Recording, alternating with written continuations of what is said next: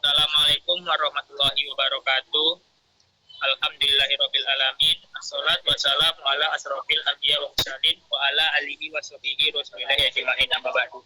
Yang kami hormati Bapak dosen pengampu Bapak Chandra dan juga teman-teman yang kami banggakan. Kami dari kelompok 5 akan membacakan materi terkait pembelajaran menulis permulaan. Next, moderator. Baik, sebelum masuk ke dalam materi pembelajaran kita pada hari ini, izinkanlah kami untuk memperkenalkan diri. Saya sendiri ada M. Zaki dengan NIM 23129050 selaku moderator. Lalu ada Aura Izzatul Jannah dengan NIM 23129013 sebagai pemateri. Ada Dela Kartika dengan NIM 23129143 sebagai pemateri. Dan juga ada Rahmani IC dengan NIM 23129230 sebagai pemateri. Next. Langsung saja kita masuk ke dalam materi pertama, yaitu tentang hakikat menulis permulaan. Kepada pemateri 1 kami persilahkan. Baik, terima kasih kepada moderator. Di sini saya akan menjelaskan tentang hakikat menulis permulaan. Pada hakikatnya, menulis adalah kegiatan untuk melukiskan atau menurunkan lambang-lambang grafis yang menggambarkan suatu bahasa yang dipahami oleh seseorang, sehingga orang lain dapat membaca lambang-lambang grafis dari bahasa dan gambaran grafis tersebut. Menulis permulaan adalah kegiatan mengembangkan keterampilan menulis dasar sebagai bekal menulis lanjutan yang dilakukan secara sederhana, bertahap, dan terpimpin oleh pengajaran kepada siswa kelas 1 sampai 2 SD. Baik, sekian dari saya kembalikan kepada moderator. Baik, terima kasih kepada pemateri 1, Aura Izzatul Jannah. Materi berikutnya yaitu tentang tahapan menulis permulaan yang akan dibacakan oleh pemateri 2. Kepada pemateri 2 kami persilakan. Baik, terima kasih moderator. Saya akan melanjutkan materi menulis permulaan, yaitu tahapannya. Nah, menurut Tempel, Clay, dan Ferreiro, dan Teberoskay, serta Brouwer pada tahun 2017 membagi 4 tahapan dalam menulis permulaan pada anak usia dini. Yang pertama yaitu scribbling stage, yaitu tahap di mana anak dengan ciri menulis dimulai dengan mencoret. Coretan hanya memberi tanda acak pada kertas. Anak mulai membentuk beberapa garis, yaitu garis dari atas ke bawah, seperti menulis dan berisi bagian utama coretan di dalam kotak. Menurut Brouwer, pada tahun 2007, simulasi yang dapat dilakukan yaitu menyediakan berbagai jenis bahan seperti cat, buku, kertas, dan krayon. Yang kedua yaitu linear repetitive stage, yaitu tahap ini ditandai dengan anak mulai menulis biasanya dalam bentuk garis horizontal dan huruf-huruf yang terpisah-pisah dalam buku bergaris. Orang dewasa dapat memberi contoh menulis pada anak dan memberi kesempatan anak untuk mengamati tentang tulisan yang digunakan dengan berbagai jalan, memberikan dukungan pada coretan anak, dan mulai memperlihatkan bentuk permulaan huruf pada anak. Yang ketiga yaitu random letter stage. Tahap ketiga ini, anak belajar bahwa bentuk-bentuk dapat dikatakan sebagai huruf. Anak dapat menggunakannya secara acak untuk menyampaikan kata atau kalimat pada orang lain. Kadangkala anak memproduksi garis huruf yang tidak sesuai dengan suara dari kata yang ditulisnya, karena ingatan akan bentuk huruf pada anak sangat terbatas.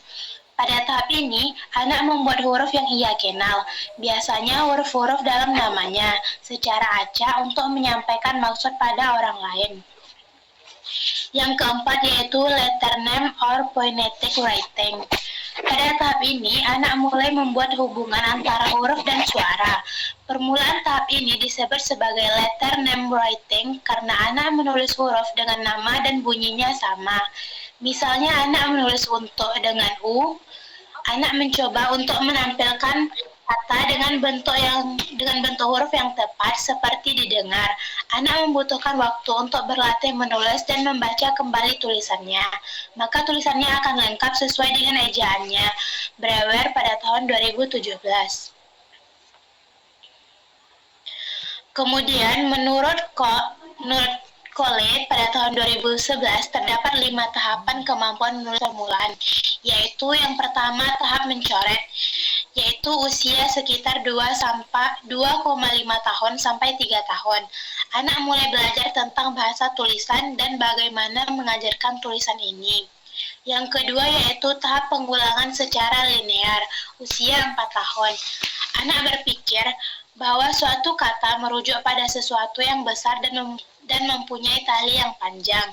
Yang ketiga yaitu tahap menulis secara acak, usia 4-5 tahun. Anak sudah dapat mengubah tulisan menjadi kata yang mengandung pesan. Yang keempat yaitu tahap menulis tulisan nama, usia 5,5 tahun. Pada fase ini, berbagai kata yang mengandung akhiran yang sama mulai dihadirkan dengan kata dan tulisan. Dan yang terakhir yaitu tahap menulis kalimat pendek, usia di atas 5 tahun.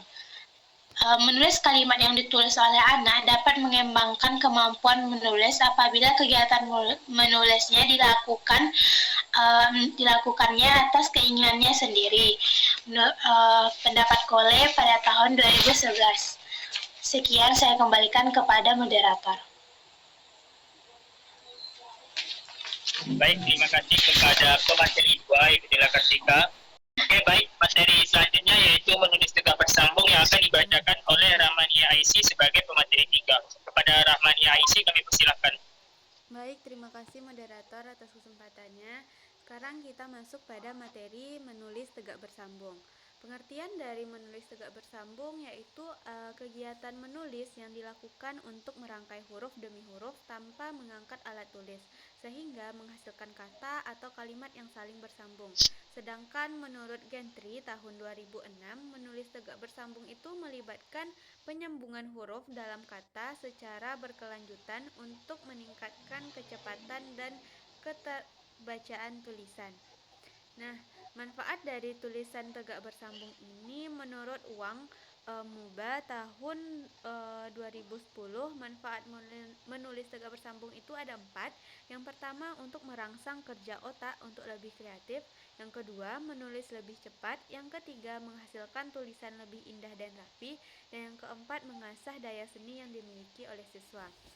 Sedangkan menurut Kurniawan Dwi tahun 2010 terdapat 3 manfaat dari menulis tegak bersambung. Yang pertama yaitu merangsang perkembangan motorik. Yang kedua, menulis lebih cepat. Yang ketiga, untuk menghasilkan tulisan yang lebih indah dan rapi. Slide selanjutnya ada tujuan dari menulis tegak bersambung. Menurut Abdurrahman tahun 2019, tujuan menulis huruf tegak bersambung itu ada 2. Yang pertama, tulisan bersambung itu memudahkan siswa untuk mengenal kata-kata sebagai suatu kesatuan. Yang kedua, menulis tegak bersambung itu lebih cepat karena tidak ada gerakan berhenti di setiap huruf. Yang keempat, tahapan dari menulis tulisan tegak bersambung. Menurut Ghazali tahun 2010, tahap menulis tegak bersambung itu diajarkan dari tingkat paling sederhana sampai ke tingkat yang lebih kompleks. Tahapannya yaitu yang pertama, siswa diajarkan bagaimana cara menulis bentuk huruf tegak bersambung. Yang kedua, siswa diajarkan cara menulis kata dengan menggunakan huruf tegak bersambung. Dan yang terakhir, siswa dilatih untuk menulis kalimat dengan menggunakan huruf tegak bersambung. Sekian penyampaian dari materi dari saya kembalikan kepada moderator. Baik, sekian saja presentasi kami pada hari ini. Terlebih terkurang kami mohon maaf. Kami tutup dengan wassalamualaikum warahmatullahi wabarakatuh. Waalaikumsalam warahmatullahi wabarakatuh. Alhamdulillah.